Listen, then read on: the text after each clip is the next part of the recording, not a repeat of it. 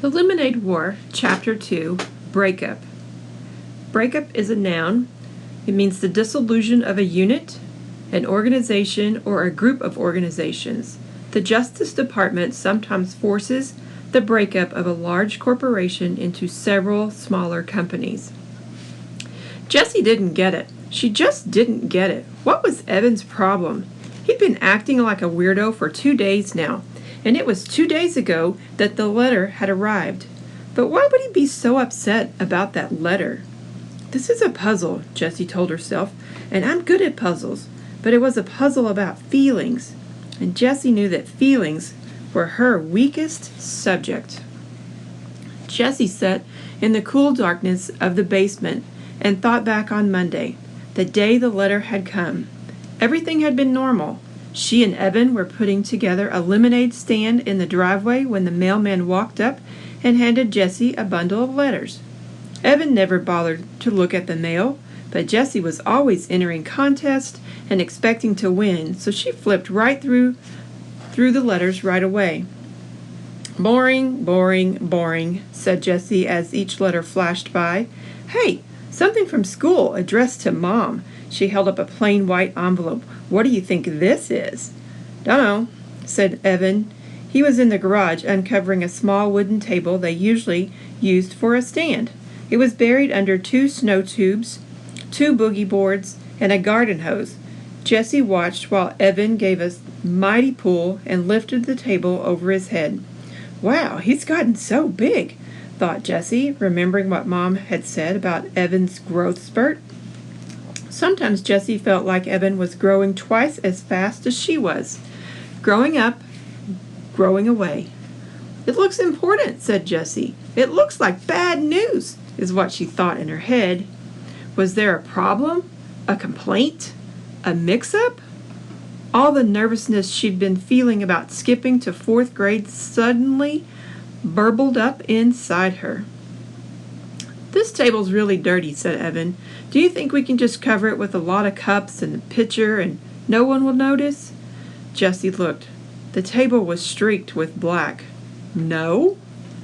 Evan groaned. I'll clean it, said Jessie. Evan had only agreed to have a lemonade stand because it was one of her favorite things to do. The least she could do for him was clean the gunk off the table. Maybe, she said, holding up the envelope again, they're postponing school. Maybe the first day isn't going to be next Tuesday, you think? That got Evan's attention. Let's ask Mom to open it up, he said.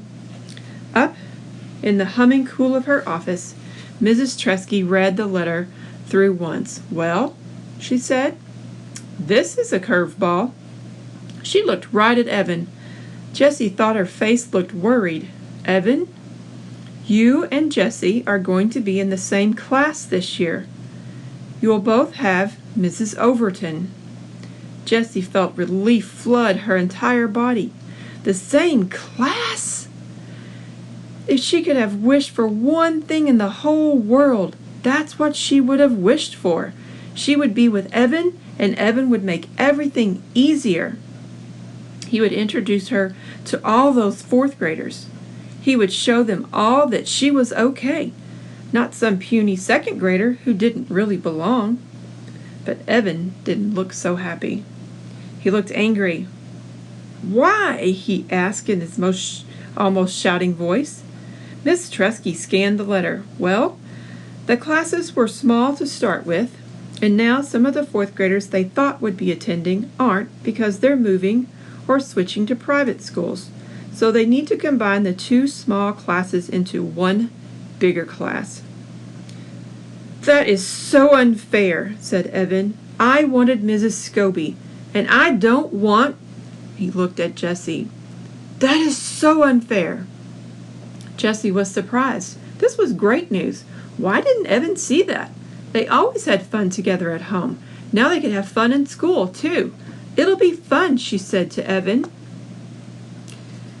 It will not be fun, said Evan. School isn't fun. And then he stomped downstairs and locked himself in his room for the rest of the afternoon. They never finished the lemonade stand. And here it was, 2 days later, and Evan was still all locked up, even though he wasn't in his room. He wouldn't talk to her, and he wouldn't play with her. So Jessie went up to her room and did what she always did when she was upset or angry or sad or confused. She started reading Charlotte's Web. She had read the book about 100 times. She was good at the good part, the happy part. Wilbur had just been named some pig, and he was getting all kinds of attention from the Zuckermans and the whole town. But Jessie couldn't settle into that happy feeling, the one that usually came when Charlotte said, "I dare say my trick will work, and Wilbur's life can be saved." Instead, she kept noticing an unhappy feeling, tap, tap, tapping on her shoulder. And it wasn't the unhappy feeling that came from knowing that Charlotte was going to die on page 171. It was Evan. She couldn't stop thinking about what he said. Jessie could only remember one other time that Evan had said, "I hate you," to her. Grandma had been over, and Evan needed help with his math homework. He had that frustrated, screwed-up mouth look that sometimes got with math or spelling or writing reports. Mom called it his "he's gonna blow" look, but Grandma couldn't help him because he was all Greek to her, so Jessie had showed him how to do each problem. Well, she just sort of jumped in and done the problems for him. That was helping, wasn't it? Grandma had called it her girl genius, but Evan had ripped his paper in half and run upstairs shouting, "I hate you," just before slamming his door. That was last year. Jessie rested the book on her stomach and stared at the ceiling. People were confusing. She'd rather do 100 math problems than try to figure out someone else's mixed-up feelings any day of the week. That's why she and Evan got along so well. He'd just tell her straight out, "I'm mad at you because you ate the last Rice Krispies treat." And then she could say, "Sorry, hey, I've got some Starburst in my room. You want them?" And that would be that. Evan was a straight shooter. Not like the girls at school, the ones that had started that club. She rolled over onto her side to get away from those thoughts. Across the room, against the opposite wall, she noticed the 3 pieces of foam core her mom had bought for Jessie's Labor Day project. Every year, the Rotary Club sponsored a competition for kids to see who could come up with the best display related to the holiday. This was the first year Jessie was old enough to participate, and she had begged her mom to buy foam core and gel pens and fluorescent paper and special stickers for her display. She was determined to win the prize money, $100. But she hadn't been able to come up with a single idea that seemed good enough. So here it was, just 5 days before the competition, and the foam core was still completely blank. Jessie reached for her book. She didn't want to think about the girls at school, and she didn't want to think about the competition. She started reading again. Wilbur and Charlotte were at the fair, and Charlotte was beginning to show her age. Jessie read the words that Wilbur said to his best friend. "I'm awfully sorry to hear that you're feeling poorly, Charlotte. Perhaps if you spin a web and catch a couple of flies, you'll feel better." Well, the second part didn't apply at all, but Jessie imagined herself saying the first line, "I'm awfully sorry to hear that you're feeling poorly, Evan." It sounded about right. At least it would show him that she cared, and Jessie knew that this was important when someone was feeling upset. She decided to go downstairs and give it a try. She would do just about anything to get Evan back to the way he was before the letter. Jessie looked in the kitchen and the backyard. No Evan. She was halfway down the steps to the basement when she heard a noise coming from the garage. She opened the door and felt the full heat of the day on her skin. It was like some giant had blown his hot, stinky breath on her. In the garage, she found Evan and Scott Spencer. Weird, she thought. Evan doesn't even like Scott Spencer. They'd been on-again, off-again friends from kindergarten, but ever since Scott had purposely put Evan's bike helmet under the wheel of the Truskeys' minivan so that Miss Trusky ran over it when she backed out, the friendship had definitely been off. Jessie looked from Evan to Scott and back again. Now she had no idea what to say. "I'm awfully sorry to hear that you're feeling poorly, Evan." Didn't seem to make much sense when Evan was obviously having fun with his friend. She tried to think of something else to say. All she could come up with is, "What are you doing?" The boys were bent over a piece of cardboard board. Evan was writing letters with a skinny red felt-tipped pen. The purple cooler was in the middle of the garage, and 2 plastic chairs were stacked on top of it. On the top chair was a brown paper bag. "Nothing," Evan said, not looking up. Jessie walked over to the boys and peered over Evan's shoulder. The sign read, "Lemonade, 50 cents." She said, "You spelled lemonade wrong. It's an O, not an I."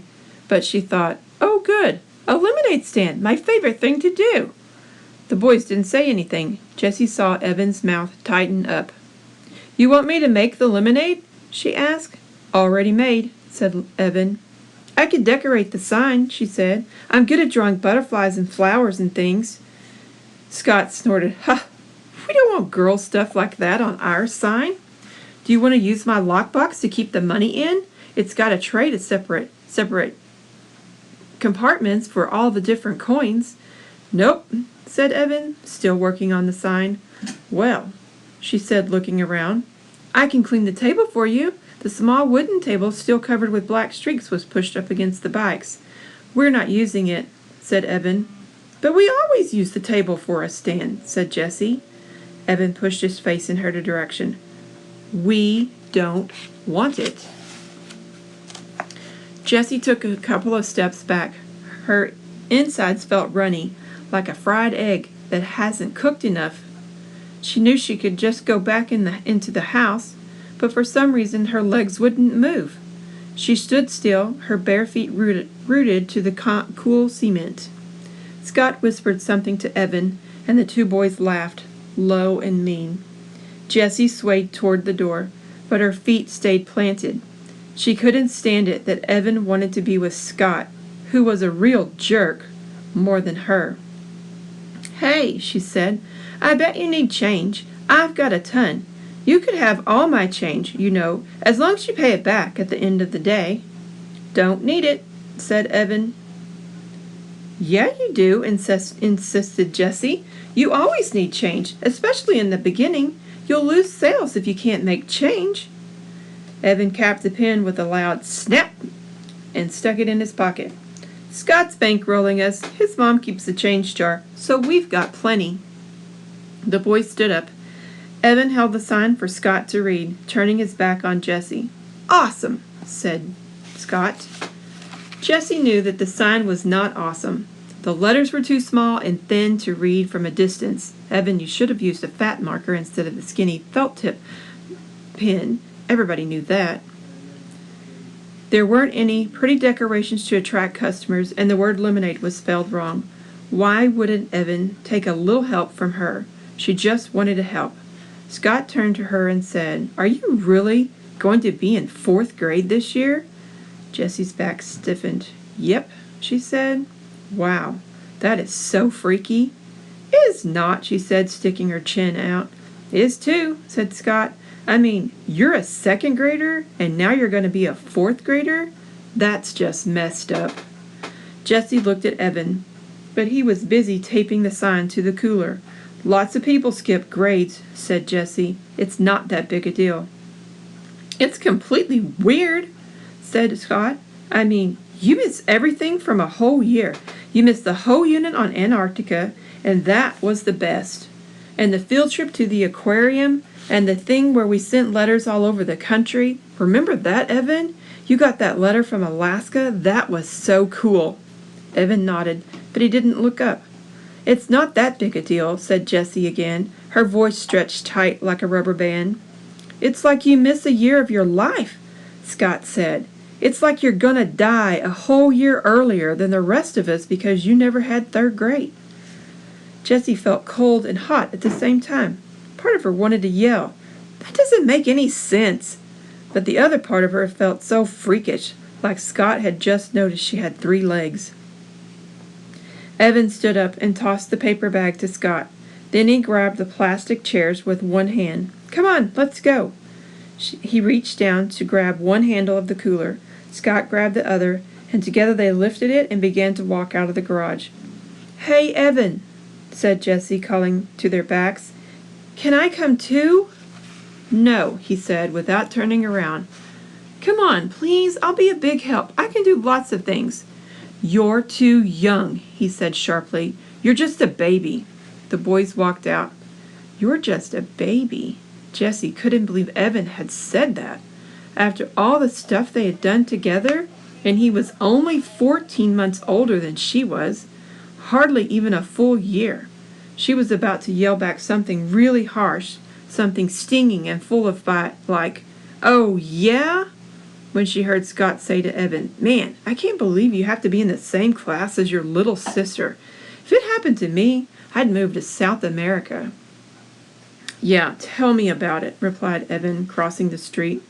The words died on Jessie's lips. She watched Evan walking away, getting smaller and smaller. He was deserting her. He wasn't going to stand by her at school. He wasn't going to smooth the way for her. He was going to be on the other side with all of them looking down on her, telling everyone that she was too young to be a part of the crowd, telling everyone that she didn't belong. "Fine for you, Evan Tresky," she said as she marched into the house, her fists balled up at her sides. "I don't need you. I don't need you to have fun. I don't need you to run a lemonade stand. And I don't need you to make friends in the 4th grade. Halfway up the stairs she stopped and shouted, "And I'm not a baby!"